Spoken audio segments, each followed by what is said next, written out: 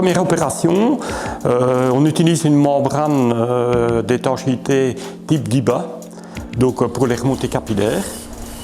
Deuxième opération, on utilise un bloc cellulaire hydrophobe, porteur, du fait qu'il va reprendre la charge des blocs chaud-chanvre aux étages supérieurs. Ensuite, on monte le bloc chaud-chanvre sur ce bloc hydrophobe.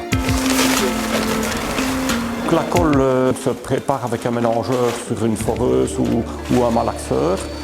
C'est une colle qui est préconisée par le fournisseur. Ça se présente sous forme d'un sac d'une certaine quantité, on mélange à l'eau, donc la colle est préparée.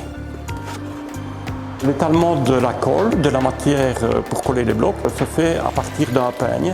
Et ce peigne-là donne la consommation qui est préconisée par le fournisseur. Donc le peigne est fourni par le fournisseur.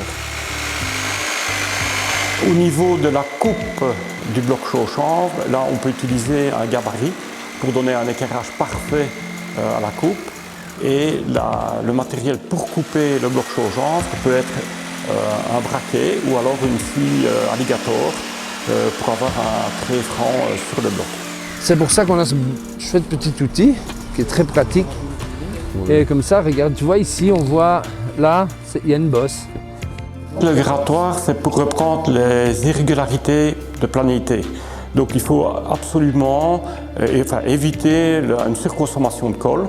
De ce fait-là, on utilise la râpe pour remettre tout en place s'il y a des escaliers qui se font entre les blocs. Donc c'est pour rattraper un certain niveau. C'est plus là au-dessus, c'est plus des crasses en fait, il faut bien balayer. Ouais. On utilise deux types de fixation.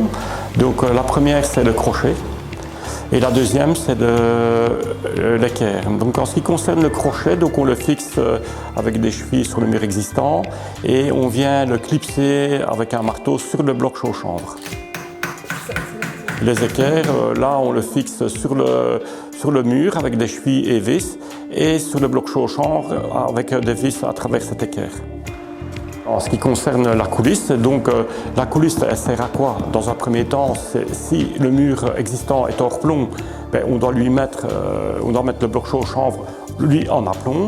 Donc ça nous permet de remettre tout à niveau. On se sert de chaud-chanvre qu'on verse dans la coulisse, ce qui permet un transfert capillaire entre l'intérieur et l'extérieur de l'habitation.